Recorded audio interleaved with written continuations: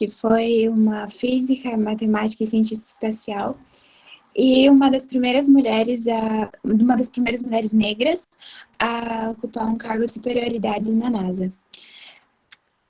Aqui está o sumário. A gente vai falar desde antes do início da carreira dela até depois da aposentadoria. E é isso, a Natane vai começar. Então, eu vou falar um pouquinho de como foi a vida dela antes dela começar sua carreira como matemática, física e etc. Então, ela nasceu em agosto de 1918, na Virgínia Ocidental, nos Estados Unidos. Ela foi uma das 5 filhas de Joshua e Jolette Coleman. Seu pai era um carpinteiro, um madeireiro e também um agricultor. E sua mãe foi uma grande professora. Já desde muito pequena, ela amava os números, tanto que ela ficou conhecida como a menina de contar, porque ela contava os pratos que ela lavava, os passos que ela dava para ir de um lugar do outro, e tudo que ela conseguia quantificar. E ela também sabia multiplicar com 4 anos. Ela finalizou o ensino médio com 14 anos e logo já ingressou na universidade.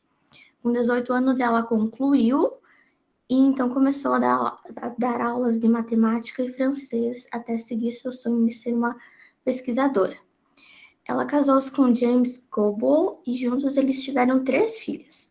Mais tarde, um tempinho depois, ele acabou falecendo de um câncer e depois de viúva, ela se casou novamente em 1959 com o tenente-coronel James Johnson e ela teve 6 netos e 4 bisnetos. Bom, eu vou falar um pouco sobre as profissões da Catherine e do início ao fim, tá? Após ela ter completado o ensino médio e se formado, a Catherine ela se mudou para Marion, Virgínia, onde ela foi ensinar matemática, francês e música em uma escola de ensino infantil. Bom, de 1953 a 1958, Catherine trabalhou como computadora, fazendo análises para os tópicos com a redução da rajada para as aeronaves, originalmente que foi designada para a seção da West Area Computers, onde ela era supervisionada por Dorothy Wango. A Catherine ela trabalhou como técnica aeroespacial de 1958 até sua aposentadoria, que foi em 1986. Catherine também calculou a trajetória de voo de Alan Shepard para a seção de controles aeroespaciais em 1959. E por fim, Catherine também calculou a trajetória da missão Apollo 11 em 1959 e trabalhou também na missão da Apollo 13 em 1970. Agora eu vou falar também um pouquinho sobre os prêmios da Catherine. Em 1967, ela ganhou o prêmio do Grupo Apollo, que incluiu 300 bandeiras que voaram junto da Apollo 11. Em 1971, 80, 84, 85 e 86, ela recebeu o prêmio da NASA e do Centro Langley de Pesquisa, o prêmio de Realização Central Especial. Em 1998, Catherine recebeu o doutorado honorário em Direito do SUNY Farmdale. No ano de 2006, ela recebeu pelo Capital College, em Laurel, Maryland, o doutorado honorário em Ciências. E em 2010 também ela recebeu o doutorado honorário em Ciências, só que pela Old Dominion University em Norfolk, Virginia.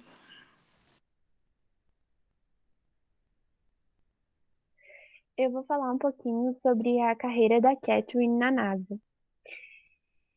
Ela decidiu deixar a universidade e construir sua família. E quando suas filhas estavam mais velhas, ela decidiu que era hora de voltar a fazer o que amava. Em 1952, ela soube por intermédio de um parente de uma vaga para trabalhar na seção de computação da área ocidental para negros no laboratório em Langley, na NASA. Em 1953, ela decidiu se mudar para Langley, e naquele tempo a NASA não possuía mulheres negras trabalhando em cargos superiores, somente na seção que ela adentraria no momento. Por isso, passou por muitas dificuldades até ser aceita por sua equipe. Com apenas 2 semanas trabalhando no setor de computação, ela foi designada para um projeto na seção de cargas e manobras da Divisão de Pesquisas de Voo, setor o qual foi pressionado pelo lançamento do satélite soviético Sputnik, e precisava de alguém que fosse muito preciso em seus cálculos para os ajudar nessa função, e foi ela quem analisou dados do teste de voo. O cargo, que era temporário, logo se tornou permanente. Ela passou 4 anos analisando dados de testes de voo e trabalhando na investigação do acidente de um avião causado por uma turbulência. Ela foi responsável pelo cálculo da trajetória do primeiro foguete americano que foi lançado ao espaço, e esse era um trabalho que necessitava de extrema precisão e convicção, o que não faltava nela. Catherine também revisou os cálculos feitos pelos computadores eletrônicos permitindo a volta de John Glenn, ele que orbitou ao redor da Terra, e esse foi um fato muito importante que deixou seu nome na história. Quando ela terminou de revisar os cálculos, Green disse que se ela disse que estão bons, eu estou pronto para ir, mostrando assim a confiança que tinham no trabalho dessa mulher. Ela auxiliou também na missão Apollo 11 e ajudou o primeiro homem a chegar na Lua.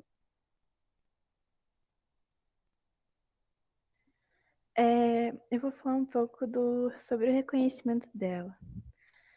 Quando ela estava na universidade, um de seus professores, o Dr. William Claytor, reconheceu o talento extraordinário que ela tinha. Foi ele quem abriu portas e incentivou ela. Ele até chegou a criar uma turma de geometria analítica espacial para ajudá-la. Como uma mulher negra, ela sabia os obstáculos que iria encontrar dentro da NASA. Mas ela não se contentava apenas em ficar no seu canto e fazer o seu trabalho. Ela queria saber de todos os motivos, de todos os porquês. Inclusive, quando ela soube que as mulheres eram proibidas de participar das reuniões, ela questionou se haveria uma lei decretando isso. Como ninguém pôde refutá-la, a autorizaram a participar das reuniões. Em 1960, após mais ou menos 7 anos prestando serviço à NASA, ela foi a primeira mulher na divisão de voo que teve reconhecimento em um relatório de pesquisa, do qual ela foi coautora com o Ted Skopinski.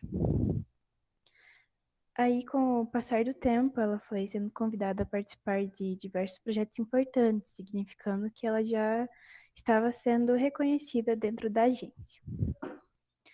Até o fim de sua carreira, ela foi responsável por 26 relatórios de pesquisa, sendo autora e coautora. Posteriormente à sua aposentadoria, o reconhecimento dela ganhou uma maior proporção, que também está relacionado ao crescimento da mídia e do jornalismo. No ano de 2015, com 97 anos, Catherine foi convocada por Barack Obama, o atual presidente na época, a receber a Medalha Presidencial da Liberdade, que é uma das maiores condecorações concedida aos civis estadunidenses. Eles referiram-se a ela como pioneira de mulheres negras na ciência, tecnologia, engenharia e matemática. Em 2016, a NASA nomeou um prédio do centro de pesquisa com o seu nome, Catherine Johnson Centro Computacional de Pesquisa. No mesmo ano, em 2016, no caso, estreou o filme Riding Figures, que é Estrelas Além do Tempo, traduzido para o português, que foi baseado na história de vida da Catherine e de outras duas outras mulheres que foram importantes dentro da NASA, a Dorothy Von Gogh e a Mary Jackson. O filme concorreu a várias premiações, inclusive ao Oscar em 2017. Em 2019, foi publicado um livro escrito por ela, que se chama Alcançando a Lua, a autobiografia da matemática da NASA, Catherine Johnson. E agora, no ano de 2021, teve outros 2 livros publicados, escritos pelos mesmos autores, Catherine Moreau Jolette Willick e a própria Katherine Johnson. O primeiro deles foi uma literatura infantil chamada Um Passo Adiante, Minha História de Matemática, A Lua e uma Missão para a Vida. O segundo foi uma biografia chamada Minha Jornada Notável, uma Memória. Com todos esses fatos, a gente pode perceber que a maior parte do reconhecimento dela veio depois do final da sua carreira. Bom, depois de 33 anos trabalhando na NASA, ela se aposentou em 1986, com 68 anos. Ela continuou defendendo o ensino da física e da matemática, e também ela visitava escolas e lecionava nelas. Em 2016, ela foi incluída na lista da BBC das 100 mulheres mais inspiradoras e influentes do mundo. Depois de aposentada, ela trabalhou por mais 3 anos no Centro Langley da NASA, no tempo que ela escreveu mais de 20 estudos científicos. Em 2020, ano passado, quase completando 102 anos de idade, a Katherine morreu. A causa não foi divulgada pela imprensa, mas a sua morte foi relatada pela NASA e eles postaram um vídeo em sua homenagem no YouTube. É isso aqui, as referências. E, no fim, a gente deixou uma frase dela que a gente achou interessante. Também, não sei se dá, mas a gente queria apresentar o trailer do filme que foi feito sobre ela, se der. Acredito que dá, sim. Podem tentar por aí. É só abrir em outra janela ou em outra guia e tirar a apresentação. Isso, exatamente.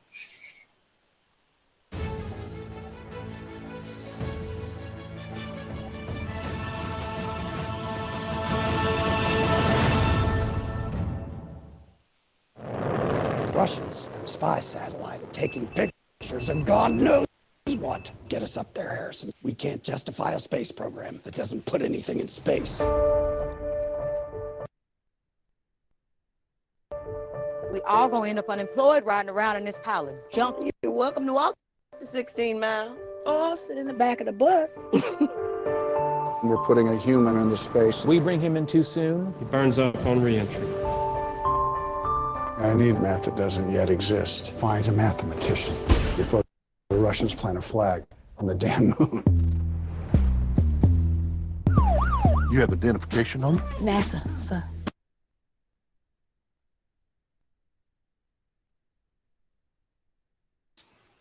Travando um pouquinho, né?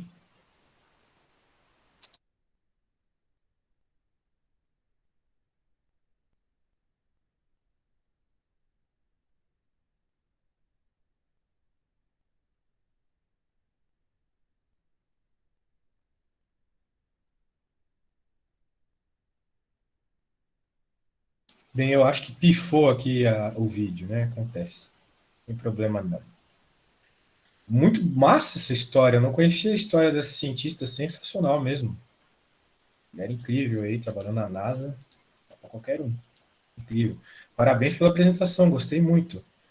Eu queria, em especial, além de a apresentação estar maravilhosa, trabalho de pesquisa, referências, slides bem feitos, parabenizar a colega que falou em inglês ali, que eu, para falar a verdade, em ensino médio, nunca vi uma apresentação onde as palavras em inglês foram tão bem faladas. Parabéns. Agora, vocês poderiam me dizer o nome das membros da equipe? Raíza Dalila, quem mais? Larissa Tremel. Tremel, aham. Letícia Santos. Santos? Natane. Luísa Sheffield. Opa. Pode falar. Beleza? E Natane Anton Custódio Paz. Coloco as mesmas Natanes, as duas Natanes na mesma equipe. Muito obrigado. Eu não vou errar a nota. Como duas Beleza. Natane, professor? Só tem uma. Aqui falou Natane e Luísa. Ah, tá. Aqui falou Luísa, seguido, né? Eu professor, pensei. Luísa. Aham, sim, Luísa, você é a Luísa. Beleza. Então tá, parabéns mesmo. Adorei a apresentação. Show de bola total. Beleza. Bem, agora podemos ir para a próxima apresentação. Os colegas que quiserem apresentar, podem apresentar. Aí já vai apresentar, professor. Daí. Beleza.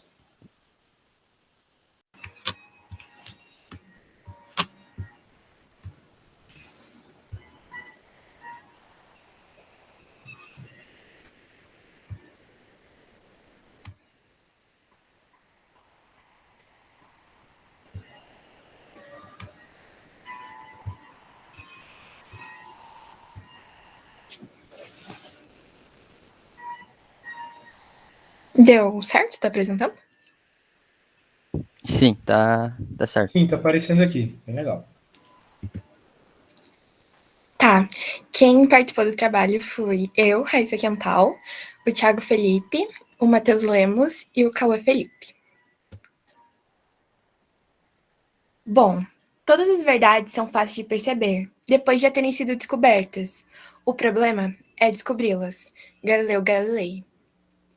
É interessante observar que Galileu Galilei, assim como todos os outros gênios da história, antes de fazer suas descobertas, ele estudou, tentou e errou por diversas vezes. Teorias defendidas por grandes sábios durante séculos não estão necessariamente corretas. Exemplos disso vamos ver na vida de Galileu Galilei, o qual foi cientista italiano, astrônomo, físico e engenheiro florentino. Ainda assim, por muitos, descrito como polimata, aquele que tem conhecimento de várias áreas.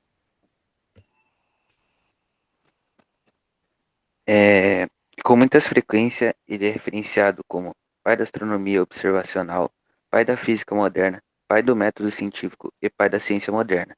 Durante grande parte de sua vida, ele contestou afirmações que até então pareciam muito evidentes. Galileu de Vincenzo Bonaldi de Galilei, mais conhecido como Galileu Galilei, nasceu na cidade de Pisa, uma cidade na região da Toscana, na Itália, no dia 15 de fevereiro de 1564. Foi filho de Vincenzo Galilei e Giulia Amanati de Péssia, que foram pais de 7 filhos. Galileu, o mais velho. Benedetto Galilei, o segundo mais velho, nasceu em 1570. Depois nasce Virginia Galilei em 1573. Em 1574 nasce a primeira filha do casal, chamada Ana Galilei. Logo em seguida, nasce Michelangelo Galilei, em 1575. 3 anos depois, nasce Lívia Galilei. E por fim, nasce Helena Galilei, em 1580, sendo a última filha do casal. Galileu estudou diversas áreas da física, como por exemplo, o princípio da relatividade, a velocidade, a gravidade, a queda livre, a inércia e o movimento de projéteis. Também estudou e atuou nas áreas da ciência e tecnologia aplicada. Nesse âmbito, ele descreveu as propriedades de pêndulos e balanço hidrostáticos. Ainda assim, inventou o termoscópio e várias bússolas militares. Usou o telescópio para observações científicas de objetos celestes. Suas contribuições à astronomia observacional incluem a confirmação visual das fases de Vênus, a observação dos 4 maiores satélites de Júpiter, a observação dos anéis de Saturno e a análise das manchas solares. Até sua adolescência, Galileu havia sido mantido longe da matemática. No entanto, depois de assistir acidentalmente a uma palestra sobre geometria, ele convenceu seu pai, que era muito rígido, a deixá-lo estudar matemática e filosofia natural, em vez de medicina, que havia se matriculado aos 18 anos. Ele criou o termoscópio, que é um precursor do termômetro, e em 1586 ele publicou um pequeno livro sobre um projeto de uma balança hidrostática. Uma balança hidrostática é um medidor de força de impulsão emitidos por líquidos sobre corpos neles imersos, que ele havia inventado. Essa invenção chamou bastante atenção para a época. Galileu fez contribuições originais para a ciência do movimento, estudo por meio de uma combinação inovadora de experimentos e matemática. Esse modo de proceder assim ficou conhecido como método experimental, e Galileu conhecido como o pai da experimentação. Ainda assim foi considerado precursor da revolução na física, isso a partir do século XVII. Galileu foi um dos primeiros pensadores modernos a afirmar claramente que as leis da natureza são matemáticas. Galileu também inventou um telescópio, extremamente aprimorado para a época, e ele usava esse telescópio refrator, hoje conhecido como luneta, para ver imagens ampliadas e retas na Terra. Ele mostrou para todos que, um exemplo, que a Lua não tem uma superfície lisa, mas sim está cheia de crateras. Observando as estrelas e estudando a supernova de Kepler, percebeu que elas não eram fixas e que a Via Láctea não estava feita, como dizia Aristóteles. Galileu percebeu que a Terra não era o centro do universo, como dizia Aristóteles, com sua teoria teocêntrica, adotada pela Igreja Católica. Para Galileu, nosso planeta era apenas um astro orbitando ao redor do Sol. Foi a partir daí que ele começou a defender o heliocentrismo, e isso lhe rendeu bastante problemas com a Inquisição. O astrônomo foi julgado e condenado por um tribunal do Santo Ofício, e ele foi obrigado a condenar e retirar suas próprias opiniões e descobertas. Voltando para o assunto da luneta, ele vendia os tais objetos para comerciantes que vendiam para navegadores, que consideravam um objeto bastante útil para navegar.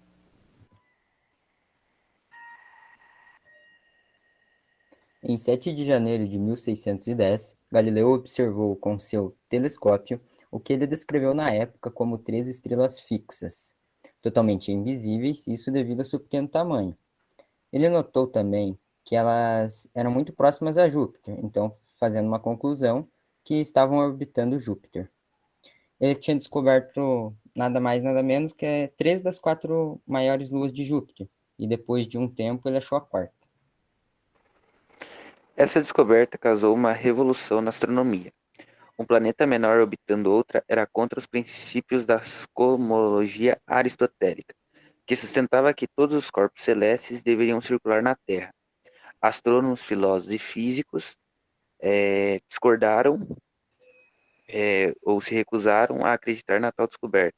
Posteriormente, a descoberta foi mostrada verdadeira. Galileu percebeu a existência de anéis em volta de Saturno. Ele observou Netuno e achou que fosse uma estrela escura. Galileu também observou o surgimento de partes mais escuras no Sol. Essas partes ficaram conhecidas como manchas solares. Galileu também teve suas contribuições na área da engenharia.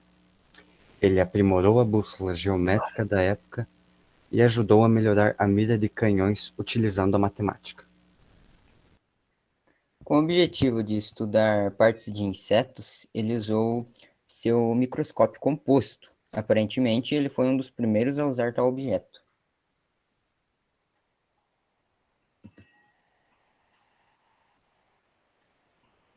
Galileu trabalhou para estudar o movimento dos corpos. Ele começou conduzindo experimentos com pêndulos. As más línguas dizem que ele começou assistindo os balanços do candelabro de bronze na Catedral de Pisa. E Galileu, apenas com 17 anos, afirmou que um pêndulo simples é isocrônico, ou seja, que suas oscilações sempre levam a mesma quantidade de tempo, independente da amplitude. Mas vale lembrar que Galileu conseguiu fazer isso sem ao menos ter ideia de, por exemplo, conservação de energia. Ele chegou até a desenvolver relógios de pêndulos, só que, na verdade, a ideia foi aprimorada por outro físico. Galileu estudou a frequência do som também. Raspando um cinzel em velocidades diferentes, ele vinculava a afinação do som ao espaçamento de saltos do cinzel. Isso era uma medida de frequência. Ele tentou descobrir também a velocidade da luz, mas não teve muito sucesso. Galileu ainda sustentava que todos os pesos desiguais cairiam com a mesma velocidade finita no vácuo. Ele propôs que um corpo em queda caísse com uma aceleração uniforme, mas isso desde que a resistência do meio em que ela ocorresse fosse insignificante, como no caso do vácuo. Tanto que foi nessa época que Galileu fez a famosa experiência de subir no topo da Torre de Pisa e abandonar 2 corpos de massa diferente em queda, para que caíssem com uma aceleração. com a mesma aceleração. Esse experimento foi... Esse experimento da Torre de Pisa foi considerado o segundo mais belo da história da física, mas há quem diga que esse experimento não passa de uma lenda. Galileu, na verdade, fez esse experimento, mas de outra forma. Assim sendo os famosos planos inclinados de Galileu. Ele pensou da seguinte forma: mexer com a aceleração da gravidade em queda livre é mais complicado, pois a aceleração da gravidade é mais elevada. Então, o que ele fazia, na verdade, era mexer e estudar com os movimentos. Bom, porém acelerados, mas não com a aceleração da gravidade. Então ele estudava planos inclinados, porque aí a aceleração é bem menor, tentando reduzir atritos e tudo mais. Esses experimentos com planos inclinados realmente foram realizados e foram apresentados na última obra de Galileu, que se chama Discursos de Demonstrações Matemáticas de Duas Novas Ciências.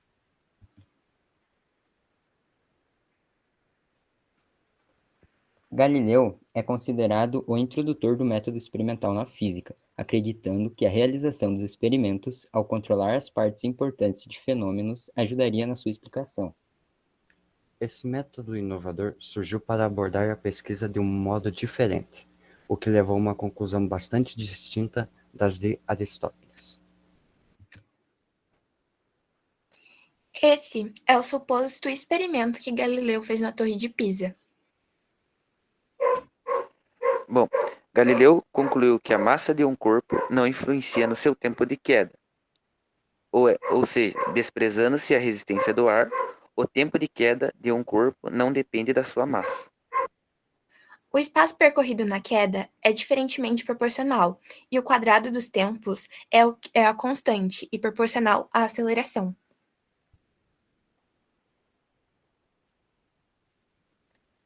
Bom, Galileu também concluiu que os objetos retêm sua velocidade na ausência de impedimentos ao movimento, contradizendo assim a hipótese aristotélica geralmente aceita que um corpo só poderia permanecer em chamados movimentos violentos, não naturais ou forçados, enquanto uma agência de mudança ou motor continuasse a agir sobre ele.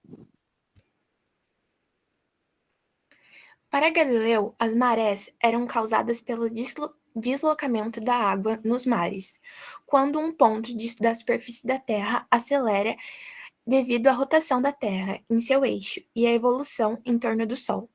Ele supôs que seu primeiro relato das marés em 1616. Se essa teoria estivesse correta, haveria apenas uma maré por dia. Galileu se envolveu numa controvérsia polêmica com o padre Orazio Grassi. Começou como uma disputa sobre a natureza dos cometas. Grassi concluiu que um cometa era um corpo pegando fogo que se movia ao longo de um segmento de um grande círculo a uma distância constante da Terra. Galileu nunca ofereceu uma teoria definitiva sobre os cometas, mas ele discordava do padre. O livro de Galileu, segundo Saggiatore, foi uma resposta definitiva ao padre. Foi amplamente reconhecido como uma obra-prima, na qual os argumentos do padre são desprezados. Bom, Galileu defendia que a Terra girava em torno do Sol, opinião que contradiz a Igreja Católica na época, que a partir do texto da Bíblia acreditava que o Sol girava em torno da Terra. A Igreja ficou um tanto quanto irritada. Galileu teve que escrever uma carta para tentar acalmar os ânimos. A carta dizia que seus objetivos não era contradizer os ensinamentos de Deus. Ele também disse que a Bíblia era um livro sobre fé e moral, e não sobre ciência. Galileu e seus amigos foram acusados pela Inquisição Romana, um tribunal. Lá, eles foram acusados de tentar reimplementar a Bíblia. Galileu tentou recorrer, mas não teve sucesso. Ele foi condenado. Ele teve 3 sentenças. A primeira, ele teve que declarar que estava errado sobre suas opiniões. Segunda, primeiro foi para a prisão e depois para a prisão domiciliar, isso para o resto da vida. Terceira, suas obras foram banidas.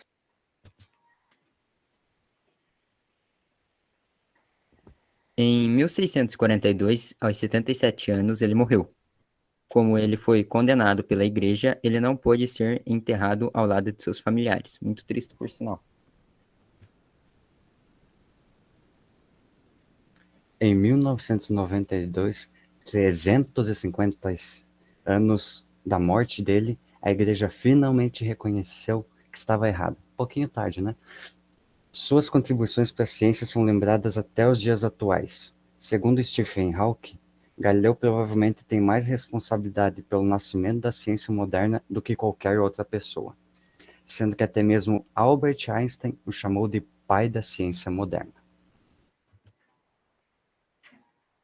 E por fim, essas são nossas referências. Espero que vocês tenham gostado. Massa, galera. Muito massa a apresentação. Muito bem. Gostei, interessante. Parabéns, slide muito bem escrito e uma pesquisa bem interessante. Assim. Apesar que algumas fontes criticam muito a Igreja Católica na época, né? Na realidade, isso aí é um pouco do efeito do Renascimento, né? Que tenta, vamos dizer assim, mistificar tudo que veio antes dele. Quando, na verdade, o Renascimento que em si busca um misticismo num ponto de vista, assim, todo materialista da realidade. Mas eu sou professor de física, não de história ou qualquer coisa do gênero. Mas sim, muito interessante a vida do Galileu, né? Parem para pensar, principalmente lá no começo da apresentação dos colegas, né? A quantidade de coisas que o Galileu produziu, né, gente? Então, além de ele ter iniciado os estudos de cinemática, essas coisas que a gente viu no começo da nossa matéria, né? Ele, por conta própria, desenvolveu o MRU, sem Newton, né? Sem cálculo, e teve algumas dificuldades na compreensão da dinâmica e tal, normal, o cara é de 1600, meu. Então, incrível, né? Desenvolveu a questão dos telescópios e coisas do gênero, e é interessante como um homem apenas, né, uma pessoa, no passado, evoluiu tanto a humanidade, né? Imagina um mundo sem Galileu, quanto tempo ia demorar para a gente ter as coisas que temos hoje, né? Então é muito interessante, assim, como um indivíduo, como a individualidade humana, ela acaba desenvolvendo toda a humanidade, né? É incrível isso, quando a gente nota a vida de um deles só, do Galileu, a gente já percebe tudo isso. Imagina notar Newton, notar outros, né? Einstein, Darwin, Santo Agostinho, Aristóteles. Então, assim, existem hoje 6, 7 bilhões de pessoas no mundo. E, às vezes, bilhões e bilhões de pessoas não vão ter uma contribuição para o futuro como esses poucos indivíduos tiveram. Apesar de que muito se fala de sociedade, de comunidade, o indivíduo sozinho ali conseguiu mudar a história humana. Incrível. Então, parabéns pela apresentação. Vocês deixaram bem explícito a importância do Galileu para a história humana. As apresentações da sala de vocês são sensacionais. Eu fico realmente feliz de poder ter dado aula para vocês, beleza? Então, é isso, pessoal. Agradeço a atenção de todos aí, agradeço aos colegas que apresentaram. Oi, diga. O meu grupo não apresentou? Pois é, a gente tem 4 minutos para terminar a aula, não tem como apresentar agora. O que você quer que a gente faça? Quer um vídeo da gente apresentando? Não, vocês apresentam na quinta, então. Quinta que vem? Isso. Tá bom. Belezinha. Então tá bom, pessoal. Boa tarde aí. Tchau, tchau. Valeu!